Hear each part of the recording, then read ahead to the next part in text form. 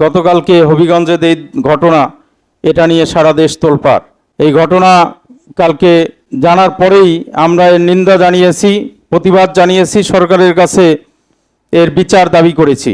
ঘটনা কে ঘটিয়েছে এটা খুঁজে বের করার দায়িত্ব প্রশাসনের, সরকারের। তা আমরা বলতে চাই যে কারো উপর দেশে হামলা হবে, প্রকাশ্যে কাউকে নির্যাতন করা হবে, আহত করা হবে, হত্যার উদ্দেশ্যে কারো উপর হামলা করা হবে, এটা কোনো একটা প্রতিষ্ঠিত সরকারের নেতৃত্বে একটা রাষ্ট্রেতে এই কাজ হতে পারে না। কেউ অপরাধ করলে তার জন্য আইন আছে, আদালত আছে, কিন্তু কেউ যদি কারো উপর গায়ের জোরে হামলা করে, এটা কোনো গণতান্ত্রিক দেশের কাজ হতে পারে না। এটার যদি বিচার সরকার না করে তাহলে বুঝতে হবে যে এখানে এইটার সাথে সরকার সরাসরি জড়িত।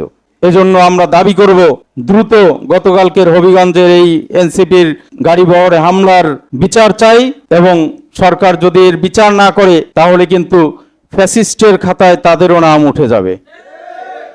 সংগ্রামী উপস্থিতি, এই সরকার গঠন হওয়ার পরে আমরা যেহেতু এই সরকারে নাই, আমাদের অনেক দায়িত্বশীলরাই ভেবেছিলেন বা বাইরে থেকে অনেকেই ভেবেছেন যে ইসলামী আন্দোলন বাংলাদেশ তো শেষ, তারা সমঝোতা থেকে বের হয়ে আসছে, তাদের রাজনীতিও শেষ, দলও শেষ।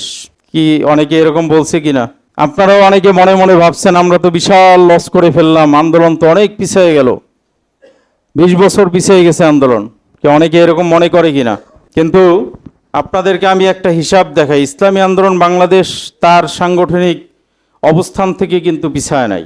হয়তো প্রচলিত রাজনীতির যেই কূটকৌশল এখানে হয়তো পিছিয়ে গেছে, কিন্তু ইসলামী আন্দোলন বাংলাদেশ রাজনৈতিকভাবে পিছায় নাই।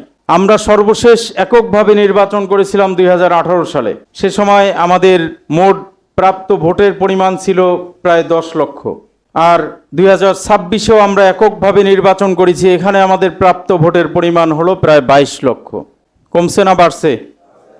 2018 নির্বাচনে আমাদের ভোটের পার্সেন্ট ছিল 1.05%, আর এবারে আমাদের পার্সেন্ট হলো 3.25%। বাড়ছে না কমছে? এর আগে আমাদের এককভাবে এমপি ছিল না, অনেক আগে ইসলামী ঐক্যজোটের ব্যানারে আমাদের একজন এমপি ছিল বরগুনায়, তিনি গতকালকে ইন্তেকাল করেছেন। কোনো এমপি আমাদের এককভাবে ছিল না, এবারে আমাদের এককভাবে একজন এমপি হয়েছে, কারো দালালি না করে, কারোর সাথে সমঝোতা না করে, ভোট চুরি না করে একজন এমপি হয়েছেন। এখন বলেন আমাদের কি অবস্থান আগের চেয়ে নিচে গেছে না উপরে উঠছে?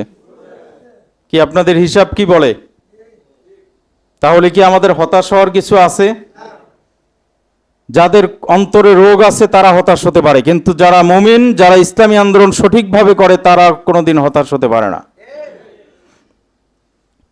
আজকে বিরোধী দলের আসনে যেই দলটি আছে, যারা আমাদের সাথে প্রতারণা করেছে, ইসলামী জনতার সাথে যারা প্রতারণা করেছে, ধোঁকাবাজি করেছে, সেই দলটি বিভিন্ন সময় বলে যে তাদের দলে নাকি বাংলাদেশে সবচেয়ে শিক্ষিত লোকজন আছে, তাদের দলের নেতারা নাকি অনেক উচ্চশিক্ষিত, তারা নাকি অনেক যোগ্য, সব দলের চাইতে তাদের যোগ্য নেতারা আছে।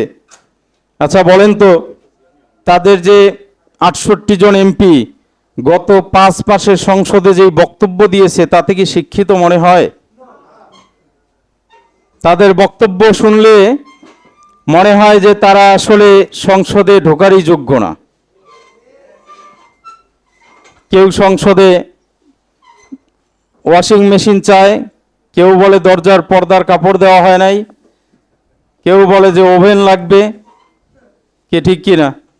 একটা এত বড় বাজেট, 9 লক্ষ কোটি টাকার একটা বাজেট পেশ হয়েছে, সেই বাজেট বক্তৃতার মধ্যে তাদের গঠনমূলক বক্তব্য হাতে গোনা 2-1 জন ছাড়া অধিকাংশই ফাউল বক্তব্য দিয়েছে, যেগুলো কোনো শিক্ষিত লোকের বক্তব্য হতে পারে না। এই গত 5 মাসে সরকারের যেই ব্যর্থতা, যত অব্যবস্থাপনা, দ্রব্যমূল্য আজকে মানুষের জনগণের নাবিশ্বাস উঠছে, দেশের আইন শৃঙ্খলা পরিস্থিতি ভালো না, দেশে মুদ্রাস্ফীতি বেড়ে চলছে, কিন্তু সেদিকে বিরোধী দলের কোনো খবর নাই। তারা আছে নিজেদের ওভেন আর ওয়াশিং মেশিন নিয়ে। জনগণের পক্ষে তারা জোরালো কোনো বক্তব্য সংসদে এখনো পর্যন্ত দিতে পারে নাই। একটা বিষয় মনে রাখবেন, যদি আল্লাহর রহমত কারো উপর না থাকে তাহলে সে ইচ্ছায় হোক অনিচ্ছায় হোক ভুল বক্তব্যই দিবে। সে ইচ্ছায় হোক অনিচ্ছায় হোক ভুল করবে, পদে পদে সে ভুল করবে, কারণ তার উপর আল্লাহর রহমত নাই। তারা তো আগেই শরিয়া বাদ দিয়ে দিয়েছে, ইসলামী শরিয়া তারা বলে না, তারা বিভিন্নভাবে ইসলামকে বিতর্কিত করার যেই কাজ সেগুলো সব কিছুই করেছে। সুতরাং মনে রাখতে হবে, আমরা যদি ইসলাম প্রতিষ্ঠা করতে চাই তাহলে আমাদেরকে ইসলামের পথেই থাকতে হবে। প্রচলিত ক্ষমতার পদ্ধতিতে নয়, ইসলামের পদ্ধতিতে ইসলামকে ক্ষমতায় নিতে হবে।